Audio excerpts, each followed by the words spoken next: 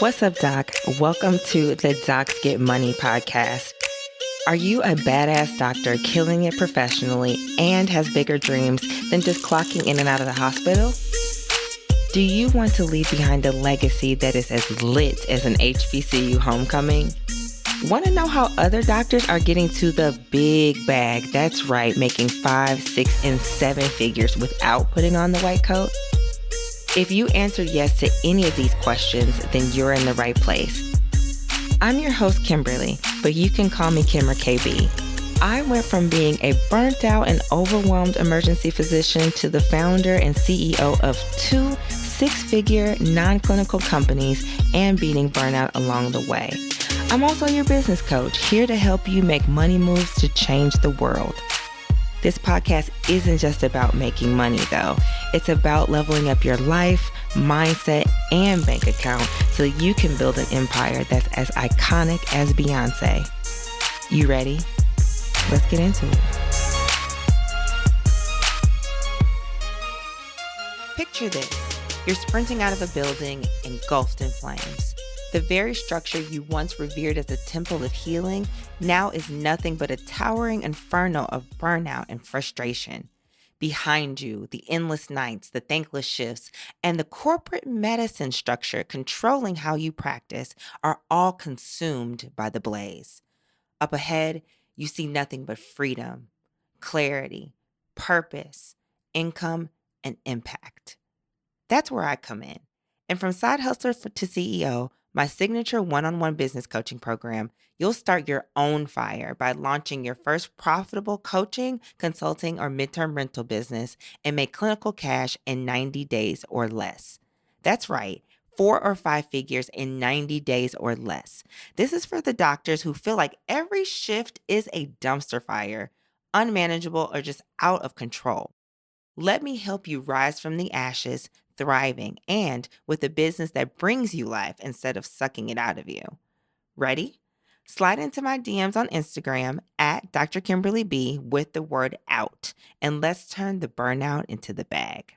What's up, Doc? Welcome to another episode of the Docs Get Money podcast. I'm so excited to have you back. And today, yes, we have another interview episode with a new coach friend of mine who's also in the same mastermind as me, Dr. Rasheeda Hall. I'm so excited to finally get her on the mic. I've been trying to get her on the microphone on the podcast for a few months now, but divine timing is always perfect.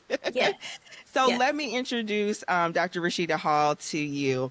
Dr. Hall is an associate professor of medicine in the Division of Nephrology at Duke University. Dr. Hall also leads geriatric nephrology clinic at the Durham Veterans Affairs healthcare system. This innovative approach of care incorporates geriatric assessment to inform chronic kidney disease management and dialysis decision-making conversations. That's very important, especially in the Black community. As a clinician investigator, Dr. Hall conducts health services research that focuses on integrating geriatric principles into kidney care settings to target geriatric problems in adults with kidney disease. Dr. Hall is a recipient of the National Institute on Aging prestigious Paul P. Beeson Emerging Leaders Career Development Award in Aging and the American Society of Nephrology Harold Amos Medical Faculty Development Program Award. Currently, she is the principal investigator of a National Institute of Aging R1 grant focused on integrating geriatric care in dialysis units. Let me pause there. I'm not a researcher, but I know that's big shit. So that is really important. I know R1 grants are absolutely incredible. So she knows what she's talking about, y'all. If you guys are a researcher or investigator, you need to listen in. Dr. Hall co-leads an R61 grant to support Kidney Disease Aging Research Collaborative, a national initiative to lay the foundation for collaboration across multiple institutions on geriatric nephrology research. When women of color in academia want to excel in research, but they don't know how to establish their own independent research program, they come to Dr. Rasheeda. She owns Make Internal Shifts, a career coaching program for women of color in academic research. She specializes in writing compelling grants, publishing manuscripts, and building a national reputation. She helps them with practical tools for productivity and writing blocks and mindset shifts to silence doubts about their future success in academia.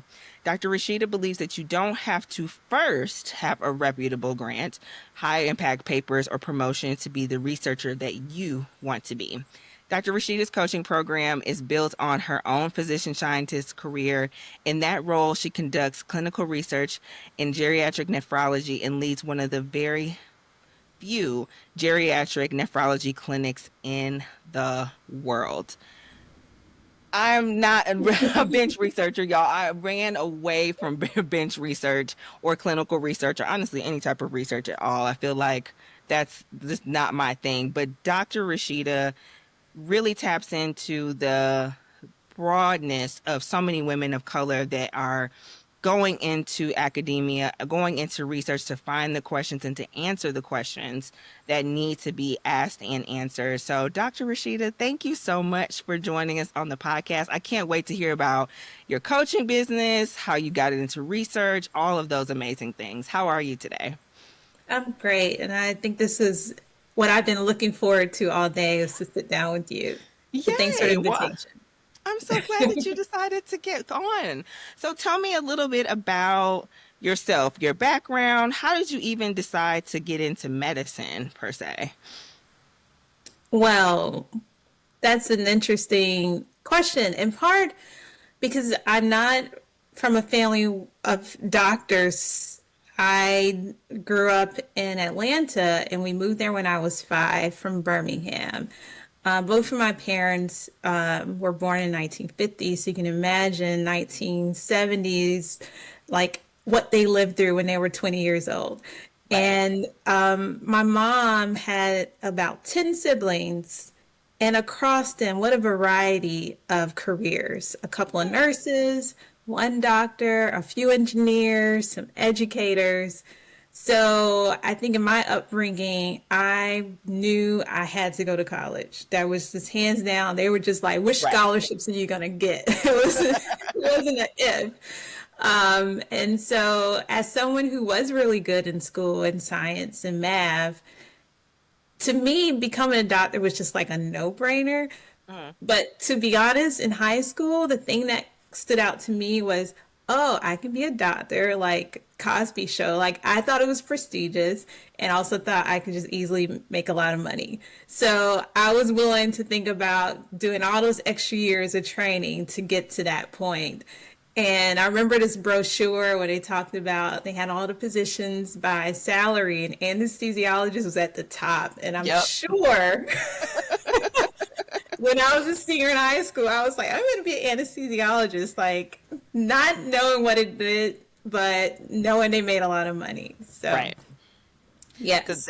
so that's how you did it. That's cool. So where did you end up going to med school and undergrad even? All of those Right. things. So I did both undergrad and medical school at Vanderbilt. Oh, nice. And as it goes, this was me entering as a biomedical engineering major, Hmm. intending to go to medical school. In retrospect, why didn't I choose something easier? But right. Exactly. But yes, I was there for all of those years, and I think I still like going to medical school was still something I knew I wanted to do.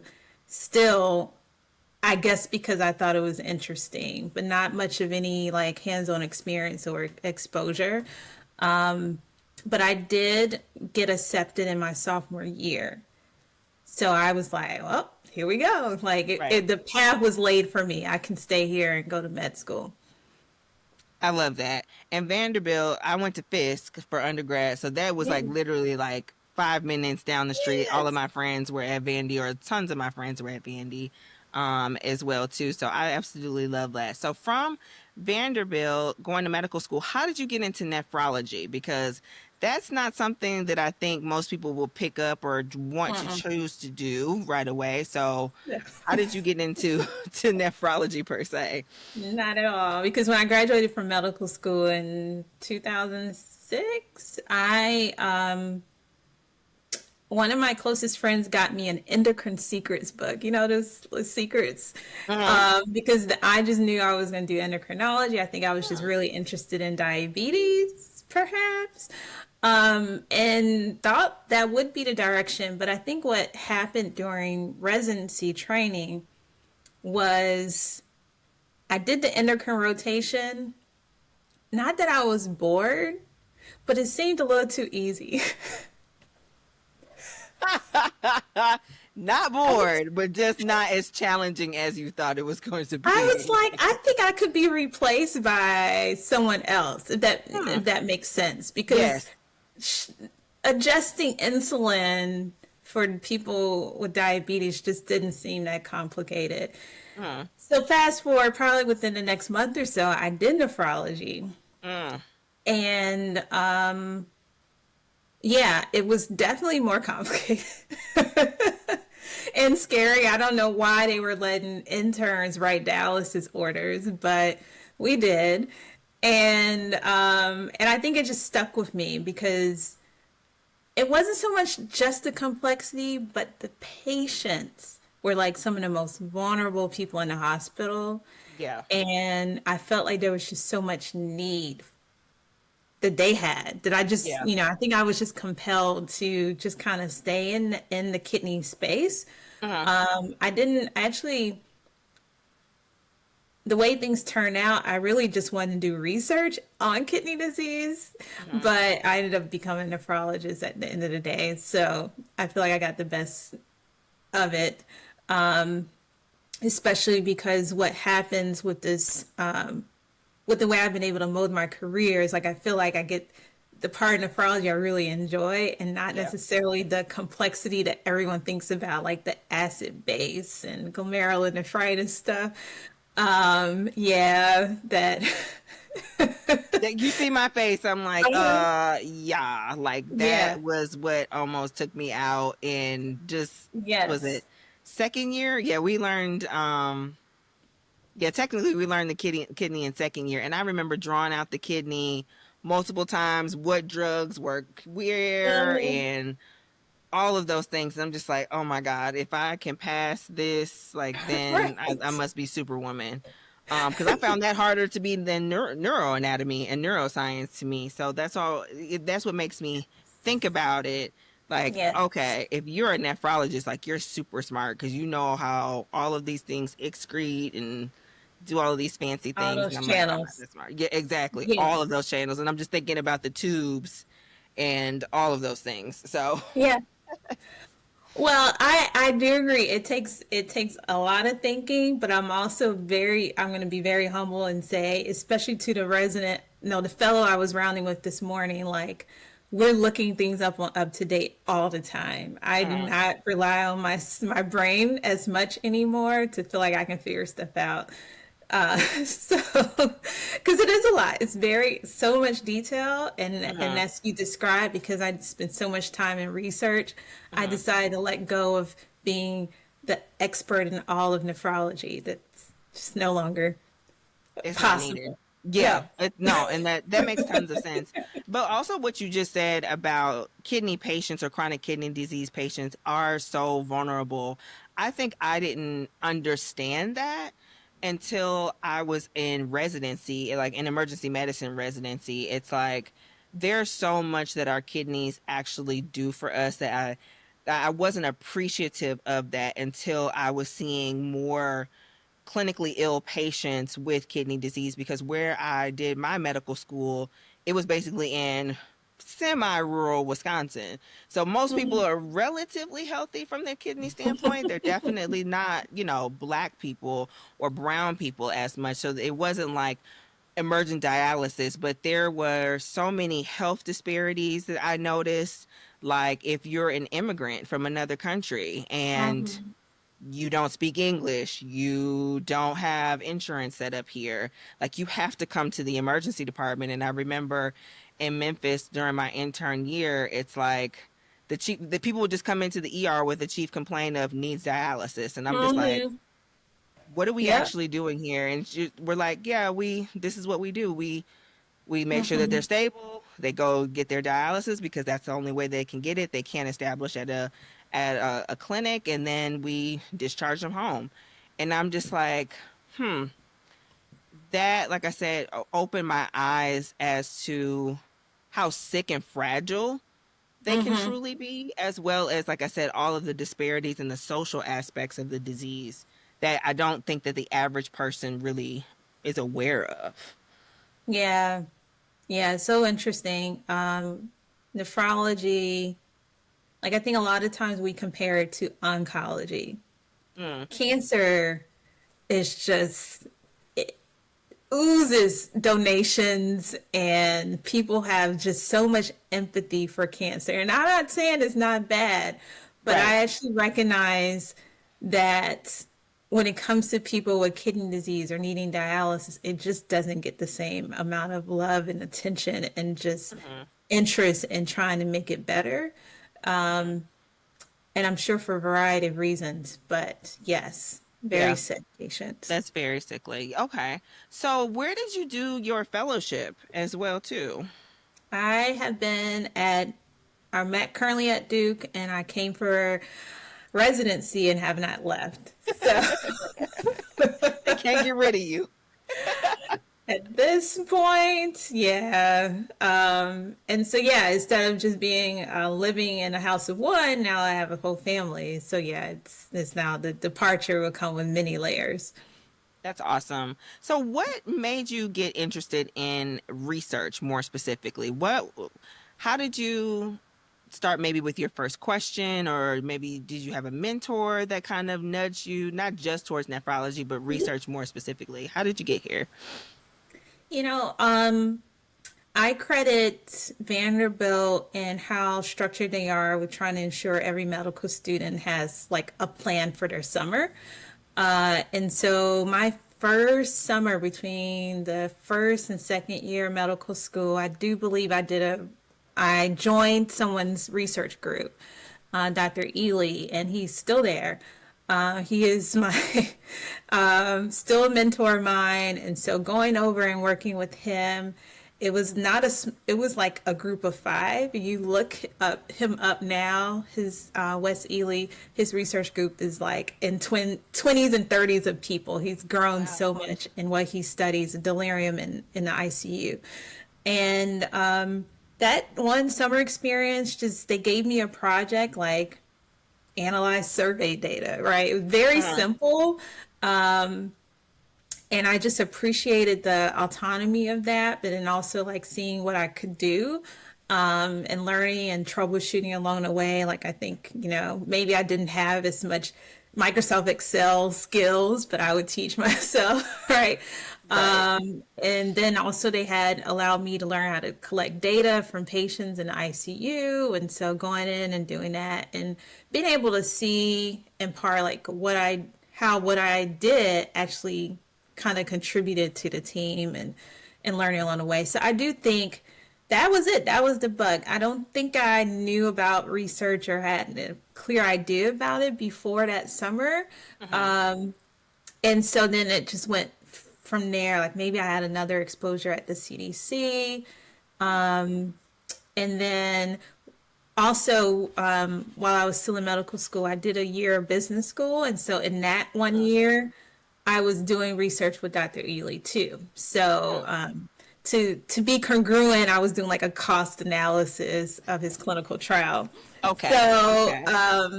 so yeah, so I knew I wanted to do research. In fact, I don't know about you, but I know as someone who was entering medical school, I knew I was not gonna only see patients. Yes.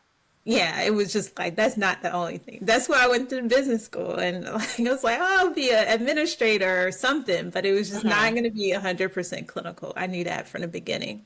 No, that makes 100% sense. Yeah, I knew that patient care was going to be a part of my life, but it was this other and that I Hmm. had that I did not know how to answer. And so I had to just keep going and keep going until I ended up on, for me and for both of us, for business. But Yeah. yeah, I came in with a public health degree in the hope that the same thing, like maybe I would be an administrator or something else of that level, maybe be a policymaker or to work with a nonprofit on policy on Capitol Hill. But I knew that my scope would be much broader than just Yeah. one-on-one, patient care, one patient at a time, whatever setting I Yeah. decided to do.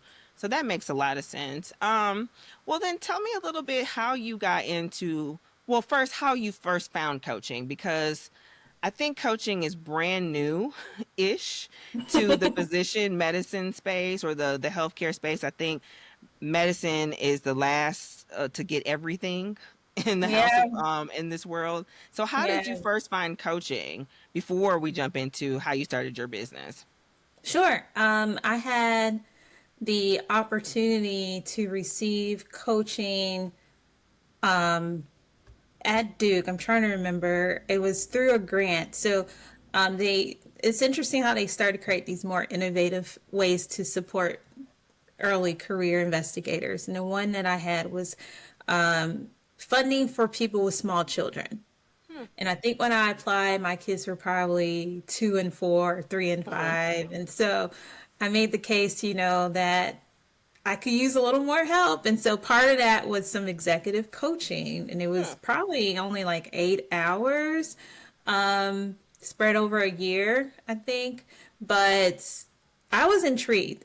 I think from the onset, I was not turned off. I was just like, okay, yeah, I think this will be good.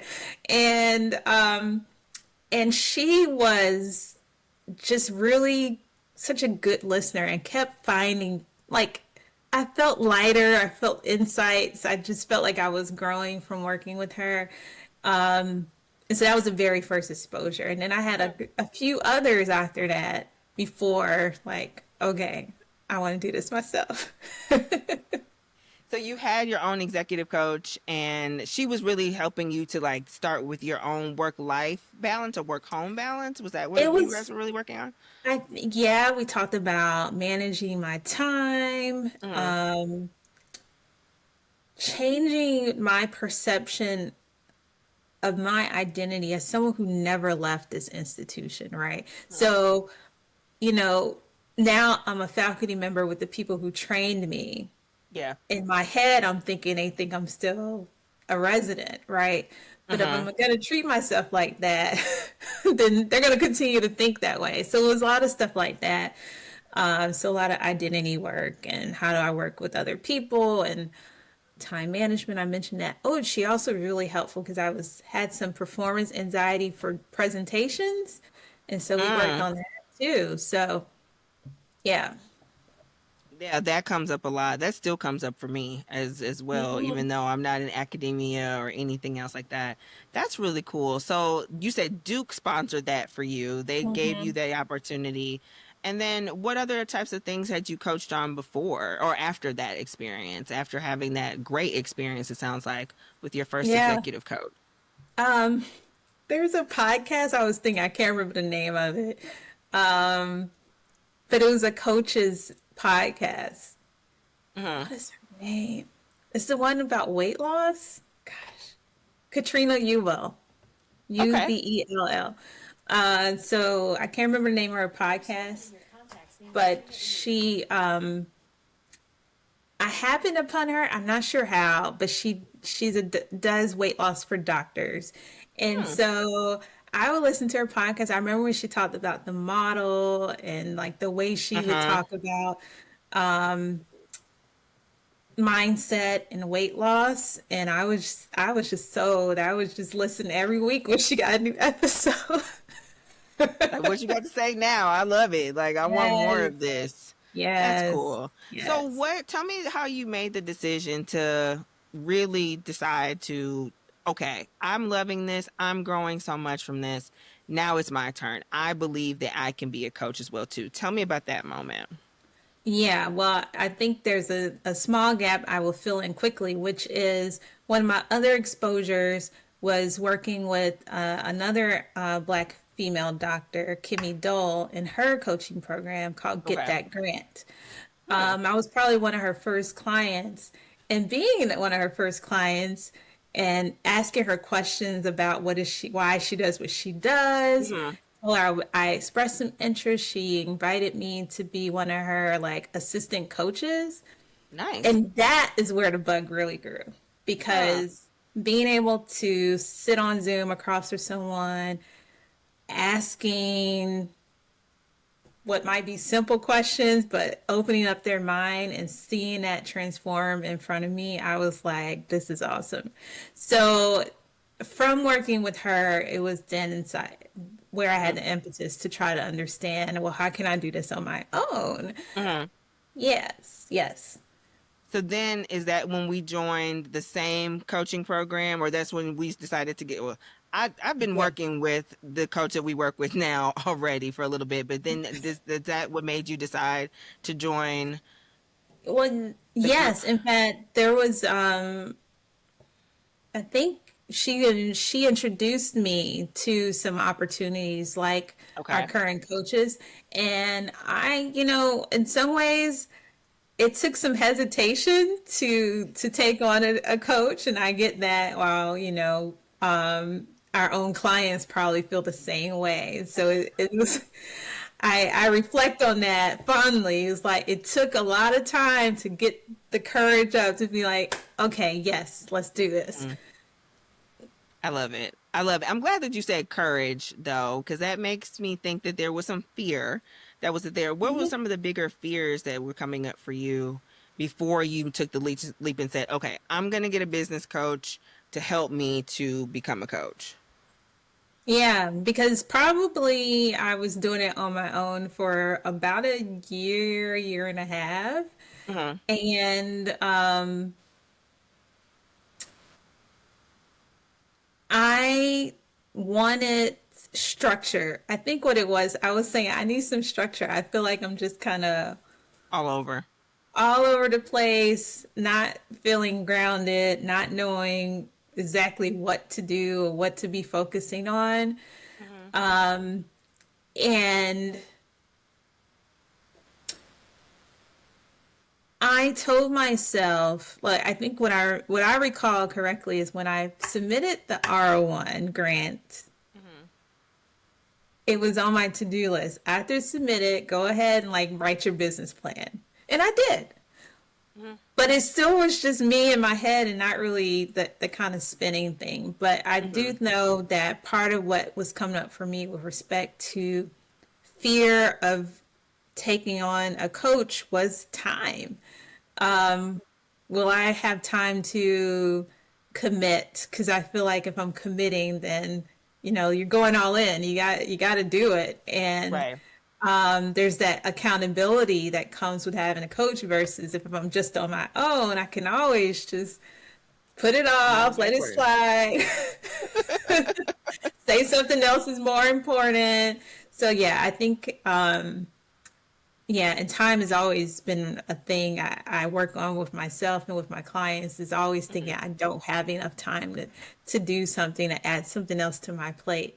So Hmm. it was me deciding, okay, well, let's just try because it was probably like a life's too short kind of thing. Yeah. Yeah. Let's just go for it.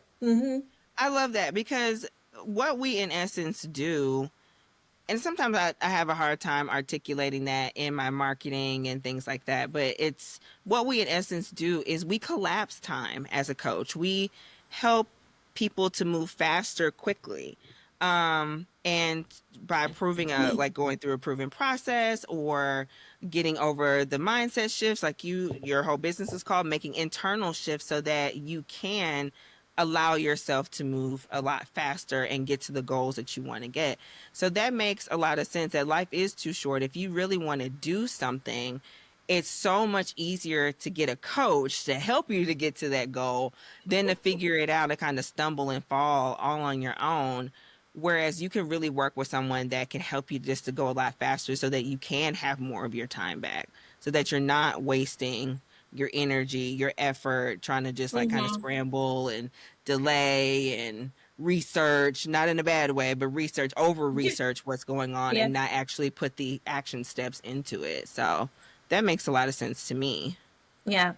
And it's putting Um, skin in the game because you're like, once you make that decision to take on a coach, you really are like committing to that goal that you were saying you had, right? You can't run from it anymore. So, right. Right. It's like we're doing it now for real. And that makes me mhm. think of my current clients right now. I'm doing like a group, like an accelerator, and I'm so proud of them because I can tell that they have dedicated their energy, their time. It's like, no, I'm doing this. Like, this is my goal. This is the result that I want to create. And I love seeing them move faster with that. But yeah, you definitely put skin in the game and it teaches you how to bet on yourself like we are going Yeah. to talk about. So tell me about your clients. Tell me about who typically works with you and why they work with you. I read a little bit about it in your bio, but I Mhm. just love to hear it more in your own words. Yeah. So, who typically works with me? These are women who are doing research. Like they probably already have gotten a grant before, and but they are aspiring to do the next one, the next bigger grant. So maybe they have a K grant that's mentored, and now they're aiming for their first RO1, which is a more independent grant.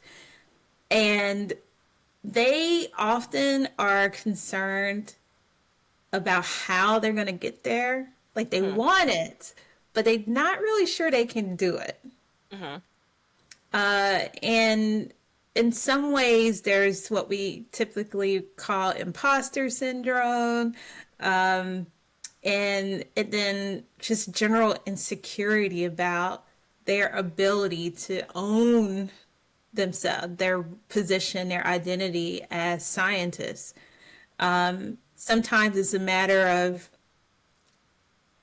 kind of adjusting to like I'm no longer the student or the trainee, but now I actually have my own project and I'm running it, and how Hmm. that's a really big shift. And sometimes we find ourselves continuing to act like we're still the student, or other clients who might be physician scientists like me, and they feel very confident in their doctoring skills and insecure in their research skills. Hmm. And I just find it so interesting how that happens because it's still the same person, right? Yeah. It's all in one body, but somehow our brains are kind of like, but I can't do that. But you just operated on someone, like you Right. just cut them open. Come on. But you can't do this exactly. Yeah. Yes, yes. So, and so what we're working on is really, as you mentioned, these mindset shifts, but also very more practical things around getting to the goal. So we're working on grants, thinking about SMART goals, breaking down something that's huge. Grants end up being like 300 pages long, right? So how do you break down something that takes so much effort and time into digestible chunks and keep at it? Because Hmm. I think the other interesting part about grant writing that probably is why us physicians feel uncomfortable is like there's so much uncertainty on the other side. Hmm. Like, right, Hmm. you if you know how to remove a gallbladder or write a dialysis order, you just know you do it and it's done. But that grant goes in to a group of people you don't know how they're going to review it. And so trying to stay in the moment where you're not thinking about the what ifs, but really just like, okay, let's get the words on the page and let's just try to make it as good as we know we can, Right. and let whatever happen happen. But Yeah. what can we control in this moment? Yeah. No, that's really good. And I don't think about it like that, maybe because I'm not in that space, but it's like you're right. It is uncertain and you're just kind of submitting it. It can feel like into a black hole. Like you said, you Hmm. don't know who's reading it, what their thoughts are, all of those things, what they're going to love, what they're not going to understand. And we have been trained to be almost like these perfect beings all the time. So to kind of step back into the uncertainty of not knowing what if this is going to get approved or not, even maybe why it was approved or it was disapproved or Hmm. not approved. it's very vulnerable, and being able to hold that vulnerability in our bodies is uncomfortable. Nobody wants Yeah. to do that. So that makes a lot of sense that there's a lot of people that are like, okay, I've gotten a grant before, maybe it's kind of like a lower tier, or I just want to take my Mhm. career to the next level. Like I want to be even more prominent, things like that. Exactly. You also spoke about like making sure that your clients get recognized nationally as well too. So what are some of your client wins around that part? Let's see. We think about that. Um, oh, I remember seeing one of my clients do one of those like conference presentations. So that was definitely a personal win for me. Uh, but yes, to that example is being invited for talks, being invited to interview at other institutions for new positions. Let's see, I think those are probably the top two right now. But when I mention that, I think it's part of understanding that in academia we're talking about not only the goals of grants, but also promotion and tenure. And so the getting promoted also kind of goes hand in hand with that kind of reputation building. Hmm. And so what I find is some clients may think they don't have anything to go up for promotion with. Hmm. And so talking through those types of details and asking questions, like there's kind of a worksheet of sorts to really kind of pick your brain for like, oh yeah, I did do that, right? Oh yeah. Yes, yes, yes, exactly. And especially recognizing that promotion doesn't always look the same for Hmm. everyone. And I think understanding what our strengths are and those unique things, like in my bio, one of the few geriatric nephrology clinics, I think it's true, and Hmm. that is huge. And I know there are other people who are doing rare things, but we don't recognize how unique and valuable it is. Yeah. Yeah. No, that makes sense too. I'm gonna ask, it's gonna sound like the same question, but it's kind of different. What have you learned about yourself being a coach? And what have you learned about yourself being an entrepreneur?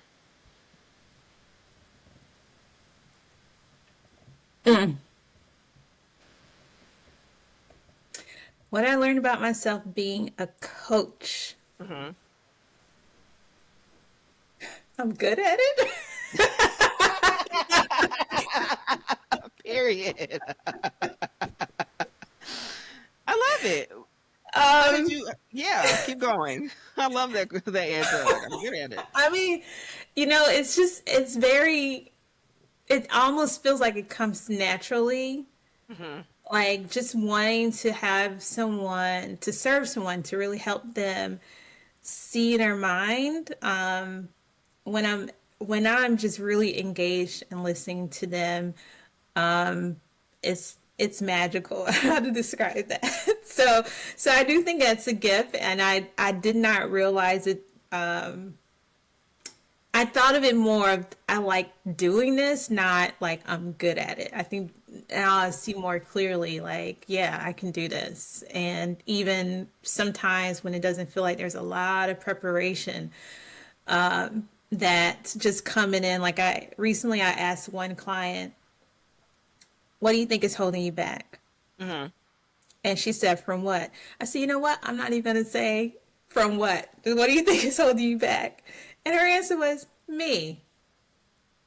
And that was probably one of the most powerful calls we've had together, just going Hmm. deeper into that. And Hmm. and so yeah, I'm just realizing like sometimes it's not necessarily the frameworks and things that we have underlying our business, but really just actively listening and wanting and believing that they can be their best selves. Absolutely. And what about entrepreneurship? What has that taught you about yourself or just taught you in general? Ugh. It's I mean, I'll go back to the word courageous. I don't think I realized how much courage entrepreneurship takes. Mm-hmm. It's Mm-hmm. become more and more clear that this is, and it's different from being a doctor. It's, Mm-hmm. being a doctor, everything is so prescribed and and so much structure. And being an entrepreneur doesn't mean it's not, but I think it goes back to that uncertainty and there's also the risk that Mm-hmm. comes. And so being willing to take risk.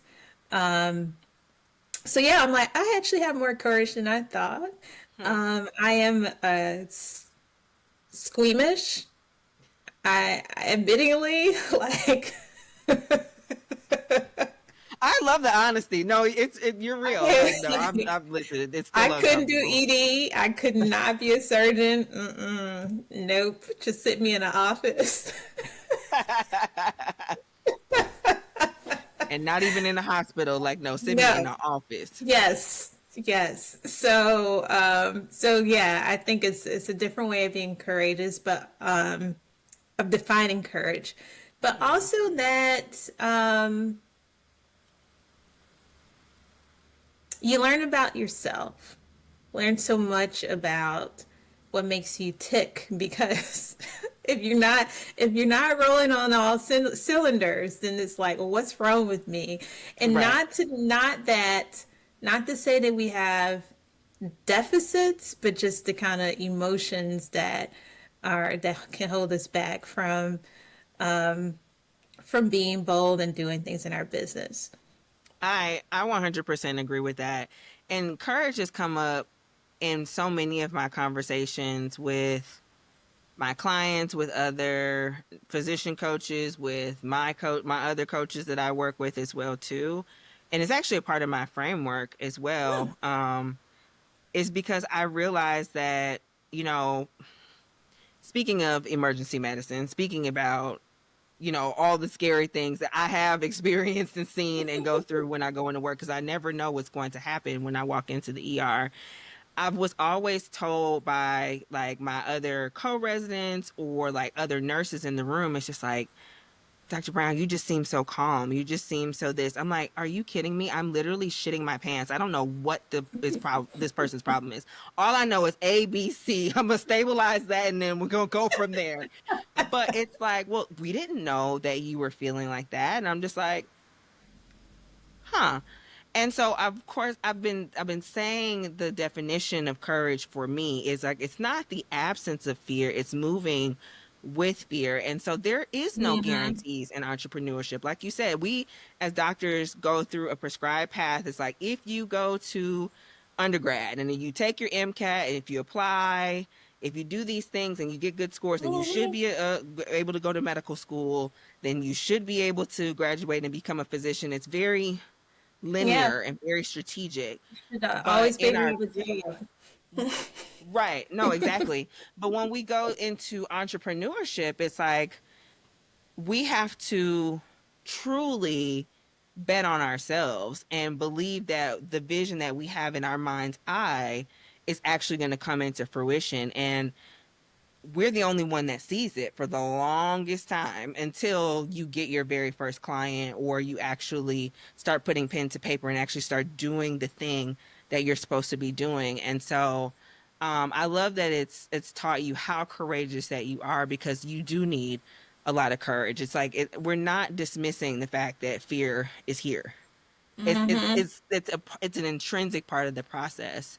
But I also would agree that I've been able to notice how courageous that I'm willing to be in service to my person, in service to Mm-hmm. that other doctor out there that wants to start their own business and doesn't know the pathway. So I have to keep going despite my uncertainties, my Mm-hmm. failures, all of that, still just trusting and believing that where I'm going is leading me somewhere because in the end of the day, we're still leading with that emotion of service and like just really Right. wanting to help other people, which is on the other side of it. So I'm so glad that you said that. Yes, yes. And what's interesting to me is entrepreneurship, after doing it once, you kind of want to do it again. Is that what Yes. happened with you? It's like this little hit. It's like, oh, should I do it again? It's like, oh, yeah, because Oh when you man. actually get it, it's like a thrill. It's like, I love it. It's Yes. amazing. Yes. Yes. It's empowering. So I kind of already have my like next plan Hmm. that I could probably pull out and just start doing if everything goes horribly with You my got current playing like, careers. right, you got playing like triple F now. So it's like, Yes. whatever. It's just going to keep going. That's so real. What, so speaking of that, and to kind of wrap up the conversation, there is a doctor out there that is listening who wants to start their own business. And what would you say to them if you could give them one piece of advice or your best piece of advice of taking the first step into getting to their dream business, whether that they want to be a coach, they want to be a consultant, they want to start a tech company. We were talking offline before, maybe they want to start a product business and start their own, cooking company or things like that. Whatever they want to do, what would you advise them right now? I would advise that their dreams are precious. So, especially because I'm someone who uses a calendar, I would say go find some time to block off on your calendar to dream and write it down, type it out, just no limits, just do that. Because sometimes we can have so many ideas floating in our brain, but one of the first steps forward is to actually get it out and see Hmm. it and visualize it and do those types of things. It'll make you feel excited and motivated. It might just have you reach out for a coach. Yeah, I love that. Dr. Rasheeda, thank you so much for joining me on this episode. Like I said, I've been dying to talk to you, and now I'm living because we finally got a chance to do this. I appreciate you for joining us on the Docs Get Money podcast. Oh, quickly tell the audience, where can they find you on the interwebs? Yes, yes, yes. Well, I am on Instagram at Rasheeda K Hall. I'm also on LinkedIn, and I'm sure you can find me by my first and last name, Rasheeda Hall, and Facebook also. Now, I don't know what my Blue Sky handle is, but I'm there too. I'd say, yeah, that's a new thing. I haven't gotten on Blue Sky yet. I'm like, let me just stick with I'm, Instagram for now. I'm trying to figure it out. So, but there we go. Thank you. Awesome. Awesome. Well, you guys, thank you for listening to another episode of the Docs Get Money podcast. I will have Dr. Rasheeda's links in the show notes below. But if you are a woman academic researcher that wants to get her next grant and start stepping up in your career and in your life in a way that's bold and empowered, you need to hit up Dr. Rasheeda K. Hall and one of her handles down below in the show notes. But until the next episode, I will see you next time. Bye. Bye. Thank you for listening to the Docs Get Money podcast. New episodes drop every Thursday wherever you find your favorite podcast. Share, comment, follow, and subscribe to the Docs Get Money podcast wherever you get your podcasts. And if you want to know more, visit me, Dr. Kimberly Brown, at KimberlyBrownMD.com, and be sure to follow me at Dr. Kimberly B on Instagram. And until next time, let's go get this money, honey.